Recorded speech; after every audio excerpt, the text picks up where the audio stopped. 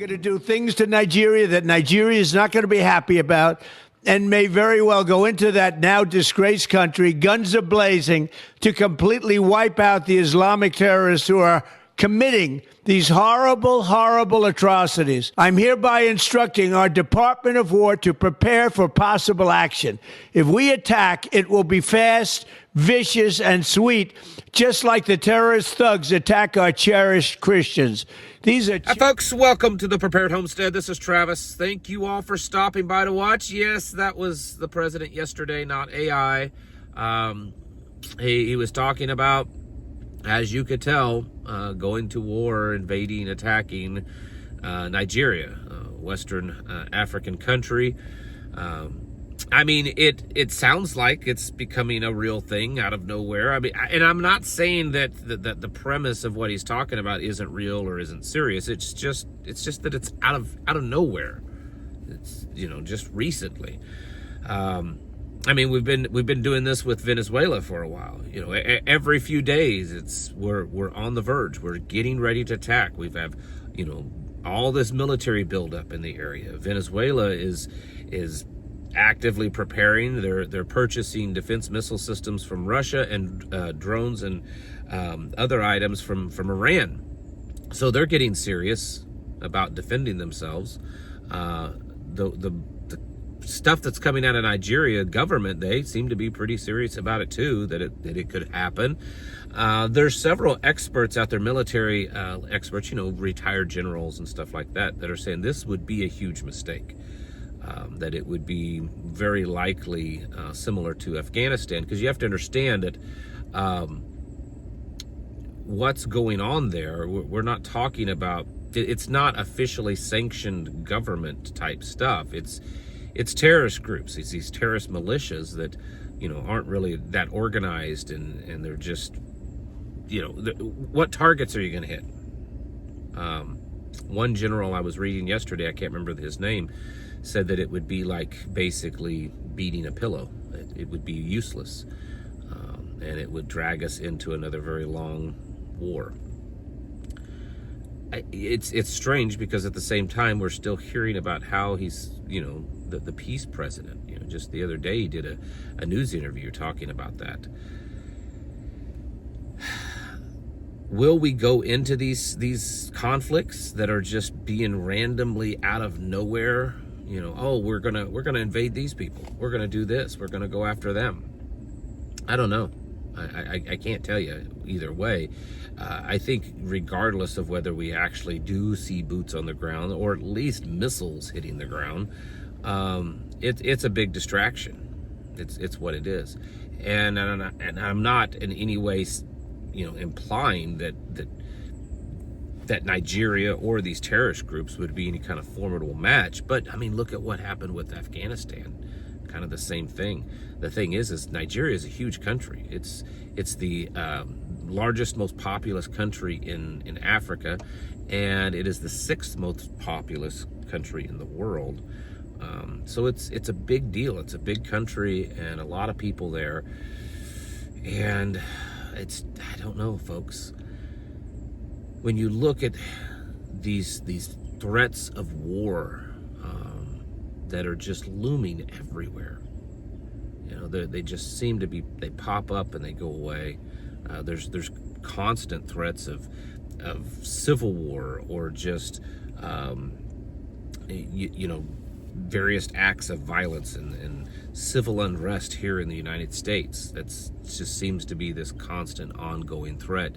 And there's constant threats of terrorist attacks that are being put out, warnings that, I saw one just the other day. There's another new one. Some young guy, some young Muslim, that they're warning that, he's in the United States, and him and his, whoever associates, and that's another possible threat, maybe another 9/11. We're hearing this stuff a lot. At the same time, we're also hearing about how the economy is doing great, and prices are down, and people are doing awesome, and farmers are doing great, and there's so many jobs, and workers and families are just, everybody's becoming rich, when in fact that's not the case at all. None of that's true. Prices aren't down at all. Maybe a few items here and there, but overall grocery prices are up. Everything's up. And it's almost like we are living in this Orwellian world, where right is wrong and good is bad and war is great and all of that kind of stuff. I mean, I often wonder that if Orwell was alive today, if he would, how he would think about the world that we live in. It's become so much that I think it's difficult even for the analysts, like the professionals, to even really figure out what's going on. Because occasionally I will listen to a little news clip or audio or video or read something that these so-called analysts and experts say, and it's all over the board. It's all over the place. I think personally, kind of stepping back and looking at everything, and then there's many other things too. I'm pointing out like two big things, right? There's several other things, I mean, starting tomorrow, I hope you don't have any plans to fly anywhere, because starting tomorrow, there will be, major shutdowns of airline traffic and stuff because there's no air traffic controllers, and we certainly wouldn't want another, large plane falling out of the sky like what happened in Kentucky. And so there's multiple things, layer upon layer of issues, and it's so much that I think most of us, even some of you that are kind of really into keeping up on things, I think you would have a difficult time to just sit down without notes and list everything serious that's going on right now. I know I would. I would have a difficult. I know I would forget things, and that in itself, to me, is the key. The fact that there's so much stuff happening, so much serious stuff. The Fed dumping money into the system, printing all this new money, everybody's in debt, foreclosures, all this kind of stuff, food costs, everything's, it's chaotic. Wars everywhere, political fighting like we've never seen before in this country, divisions in this country like we've never seen. All of that, just the totality of the chaos, to me, is the significant thing. Maybe not always the individual chaotic event or whatever that's caused that you would talk about. It's just the overall fact that there's just so much stuff going on. That, to me, is the thing that shows that we are in a very, very serious time right now, and that it's almost like we're at a crossroads, and maybe some of this, there's still a potential for a good outcome, for some kind of fix to happen, something like that, but then the other option is it's just like going down the toilet fast. And even though I don't think any one of us can honestly explain fully what's happening, and especially where this is all going, at least in detail, we know that the general direction is bad. We know that this is very likely. This is the reset. This is the Agenda 2030, the whatever it is you want to call it, that we've been warned about for years that was coming. And it's here. And I think that the chaos that we're seeing right now, most of it is verbal. I mean, yes, there's real things happening, but like the war with Venezuela and Nigeria and threats of this and threats of that and possible that, most of it's talk, and not a lot of it is actual physically happening. And I think that is to build us up, get us conditioned, so that probably next year, whether it is these things, whether we actually do go and invade Venezuela or Nigeria or whatever, or maybe it's other countries, that we're conditioned at that point to accept that this has become the norm. It's been months now, and this is the norm. We're expecting it. Okay, now it's happened. And then that's the state that they want us in, is this constant, cortisol dump, adrenal rush of just fear and panic and confusion and just not understanding what's going on or what to do next, and just, eventually just accepting that that's the new norm. You and I, folks like us, we have to be able to rise above that. Obviously, and I talk about it often, the spiritual side of it. We have to be, prepared and understanding of what's happening from a spiritual perspective. But we also need to be understanding of all of this and prepared in the psychological way, because, I've talked about it for years, that the stuff that's going on right now, it's all psychological operations on us. What I just explained, the conditioning, that's the psychological operation. And we have to, fight against that, be prepared against that. I can't tell you what exactly in detail is happening or where this is all headed, but I can tell you that there's not really any good possibilities, okay? This thing of, well, it's 5D chess and we have to trust this plan, even though no one in the world has any clue what the plan is. It's absurd. This chaos, this chaoticness that we're experiencing that's the plan. That's what they want, folks. And you need to be getting ready. I mean, it's just crazy, I think, to think of just the possibilities of starting these random wars.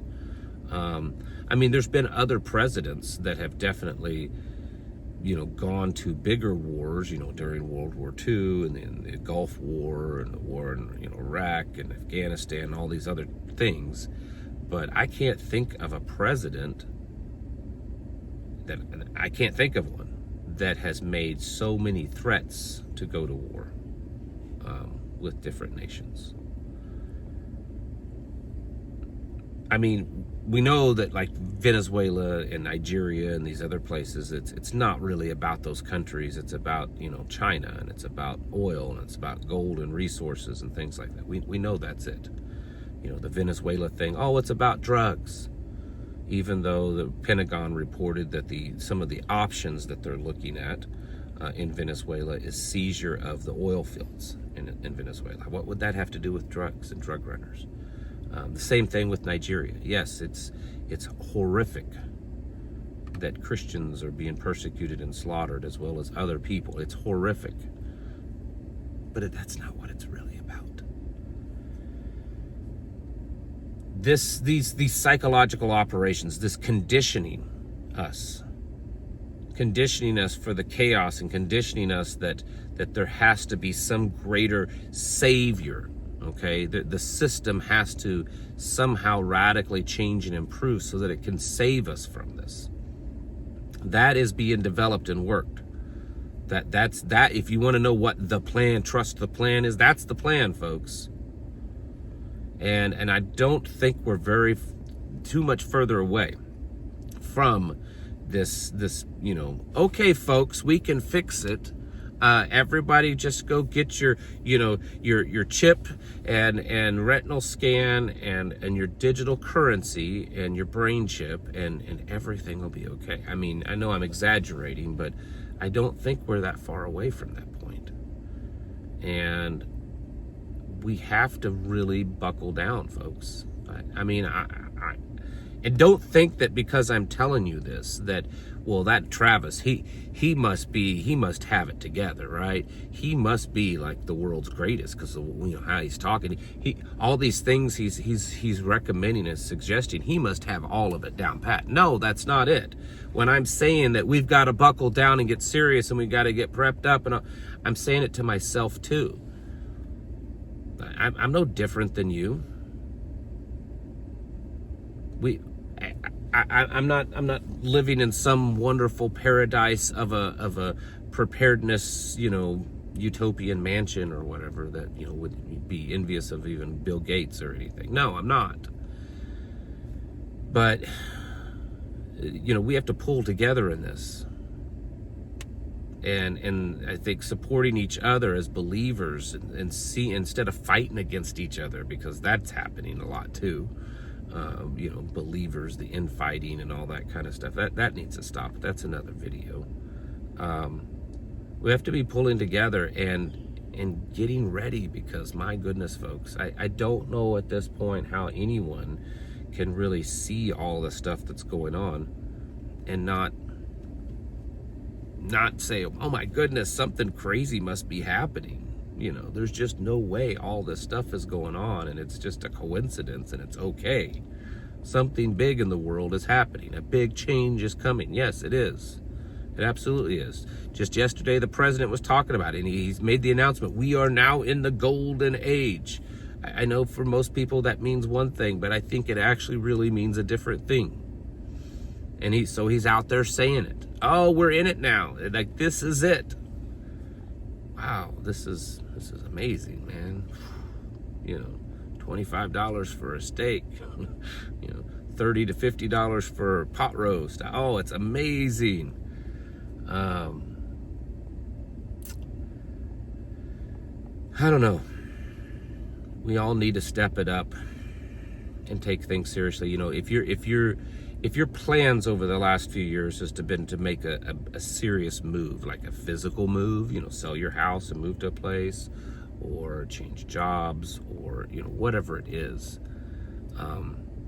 you either need to step it up and do what you've been planning on doing quickly, or just discard those plans and work on something else, because there may be a point that you just don't have any other choice, that you can't do anything like that. Things are changing very rapidly, and it's radically, chaotically rapidly, which means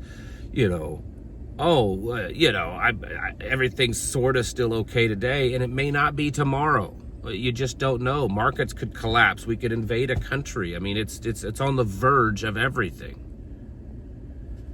And so you can't just continue to say, well, I'm putting it off because I got this and this and this, and by next summer or next fall, hopefully I can start putting this together. No, you need to be doing stuff now. You may have years still left, but you may not, because the way things are going, I think we could see the potential of some overnight, type of, something happen. It just immediately changes everything. So be serious about it, folks. Because good gracious, look around. It's crazy. This is not normal. Don't believe it. Don't buy that this is normal, that everything's okay. That's part of the psyop. Is just it's okay, it's normal, this is great, wonderful, everything's awesome. No, it's not. You need to get ready, folks. Get your houses in order and prepare yourselves mentally, physically, and spiritually. Thanks for watching. Catch you in the next video.